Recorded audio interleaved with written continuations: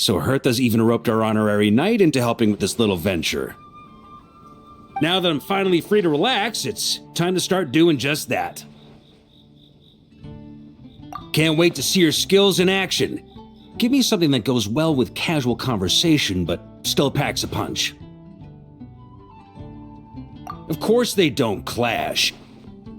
A drink that packs a punch means you have to drink it slowly. And if you want to chat, then it has to go down smooth. So, something with a sweet aftertaste. A conversational connoisseur requires the perfect balance. The most suitable choice on this menu would be the Thorny Lake. It's a drink with a real kick that you can find in almost every bar. It's not enough to know the recipe, though. The key is in the mixing. Some bartenders choose to stick to the tried and tested basics, while others like to add their own personal flair. That's the spirit. Now, show me what you've got.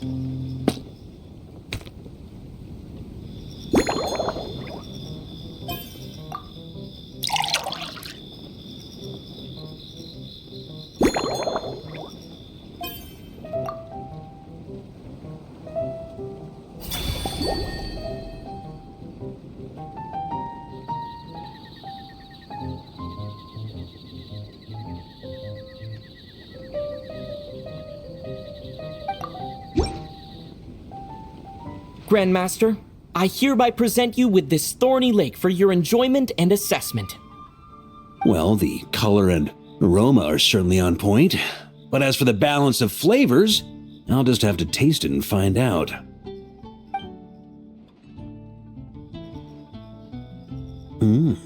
Not bad.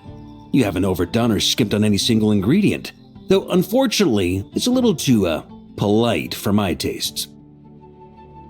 Perhaps I should have said modest. You followed the formula to a T, but if anything, you've played it a little too safe. Were you worried that deviating just a little might disappoint me?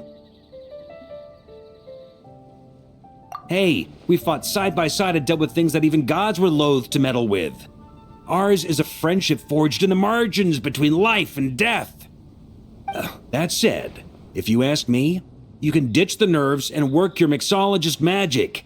I'm looking for something that shocks the senses.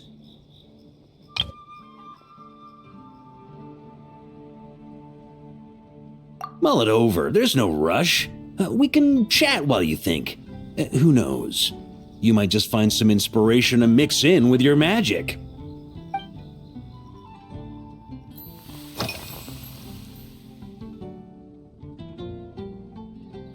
Ha!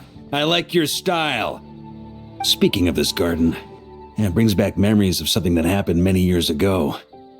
When I was young, I liked to find ruined guards to test my fighting skills, both armed and unarmed. Once, I failed to take down a stray missile, and it ended up destroying a watchtower on the city walls.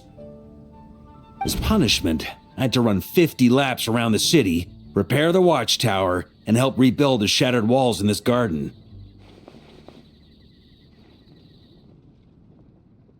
Indeed, among the misadventures of my youth, this is one of the most memorable ones. Mostly because that day, Krepus saw me covered in dirt. He took 2 bottles of 100-year-old wine and sent D-Luke, who looked even younger than Mika does today, to work out a clever way to get rid of Faru, who was guarding me. It was so hot that day, I could swear I was about to pass out. On a whim, I picked some mint leaves, put them in one of the wine bottles, and the result turned out to be surprisingly tasty. After Krepus tried it too, he was full of praise. He even wrote up an official recipe for my spontaneous creation. His customers loved it. Several summers passed, and Kreppus kept writing letters about giving me a share of the profits, as though I could possibly accept. Yes, good old Kreppus. Faru retired years ago, but he still gives me a stern stare every time we meet. He's a stubborn one. D-Luke, who replaced him, and then Kaya, who took over later, both performed impeccably. Changing times will always belong to the youth. He should have admitted defeat long ago. When I get the chance, I'll have Kaya show him the amazing progress the cavalry company has made.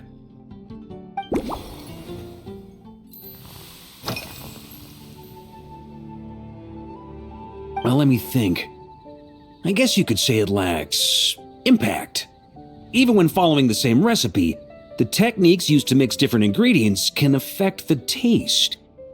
Sometimes, deliberately creating layers between spirits can bring out the different waves as each one hits the taste buds in sequence. In this regard, too, you've taken quite a tentative approach. Why not be a little bolder? Ha ha ha. You catch on quickly. No need to explain further.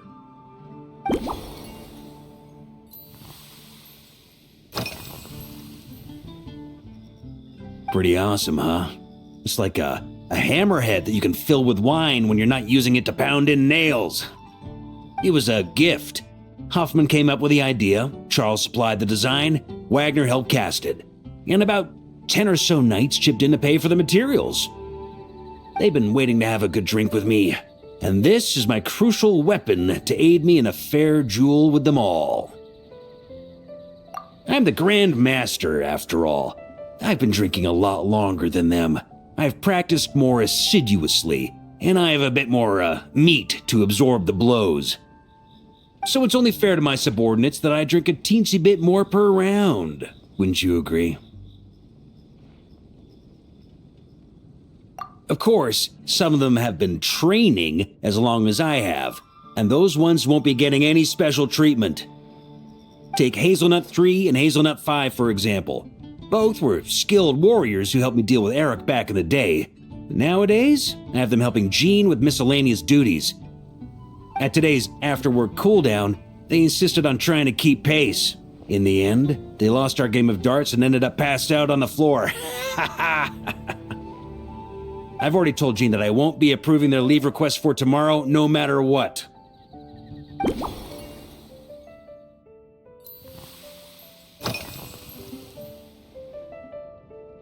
It's a treasured place that the Knights of Favonius have maintained for years, so it makes sense that it's become the go-to location for organizing such things. I heard that while the expedition was underway, you were a great help in giving those left behind the opportunity to put their energy to good use. Sometimes, I look through the photos I've been given from those events, though unfortunately, there aren't enough to include everybody. My conclusion is that Mondstadt needs to do more to popularize the camera.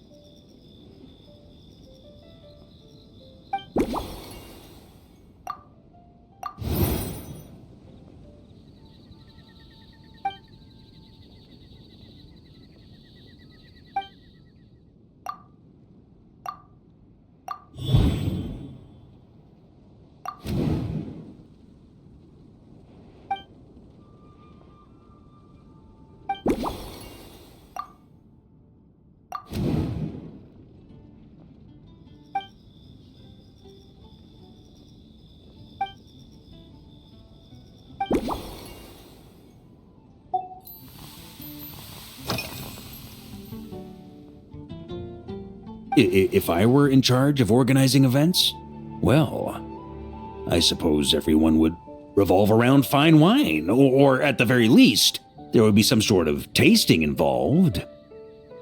For example, We could go all in on this drink stand and open it to the whole city, with every company of the Knights selecting one or more mixologists to compete against each other. It's only a thought. Can't let things get too out of hand. If I were to actually throw a grand banquet, Jean would come after me with her sword drawn. Even Frederica would launch a punitive expedition. While in Notcry, we had a rule that knights must never get drunk while at their posts. Otherwise, it could lead to dereliction of duty with serious consequences. Exactly. As expedition members return to their companies, my hope is that this rule will gradually spread to everyone in Mondstadt too. Just like firewater and Smedina, these Notcry delicacies have made their way into Mondstadt's households and become part of people's daily lives. Young people need to learn restraint. At the end of the day, no one should be biting off more than they can chew. Unless it's someone near my level, they shouldn't even be thinking about enjoying a light buzz when they've still got work to do. Most people would just end up a whole lot drunker than they'd like. You should come practice with me on weekends. Trust me, once I've drunk them under the table, they'll be swearing off wine for a whole week.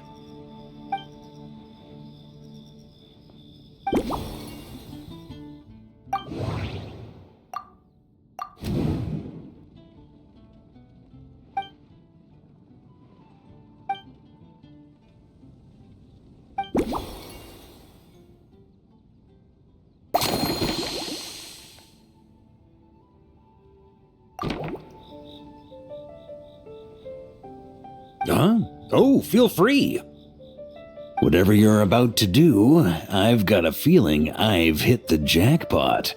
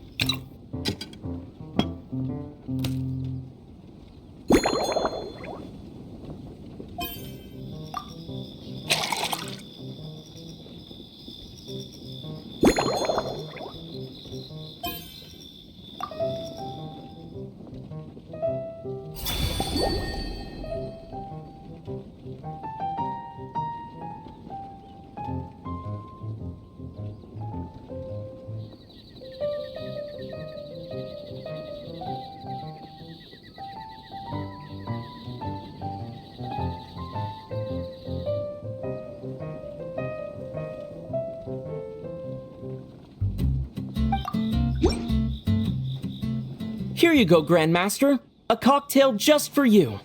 I guarantee you won't find this one too polite. Such a spirited drink. How did you make this? What a burning scent of firewater. Oh, it's as if the very air were about to ignite. This is more like it.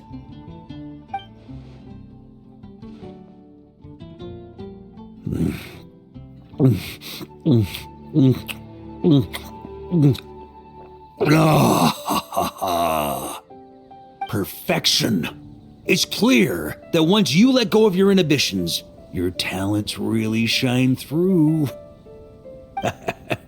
That first hint of mint is like a cooling feint that masks the firewater underneath.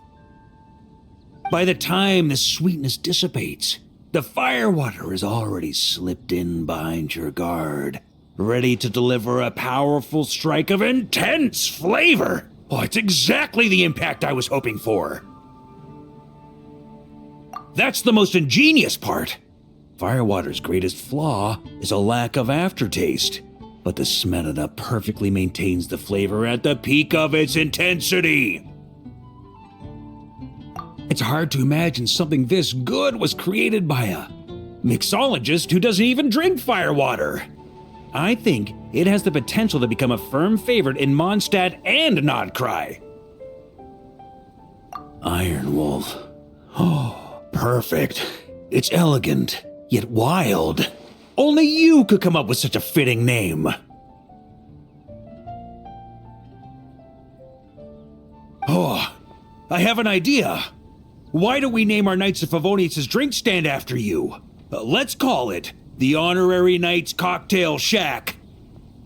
No time to waste. I'll go have a word with Glenfiddich right away.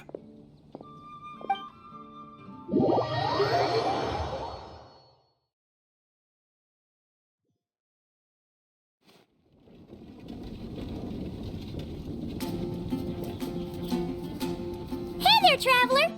All wrapped up for the day? Paimon hears you did a great job holding down the fort while she was out delivering drinks with Glenfiddich.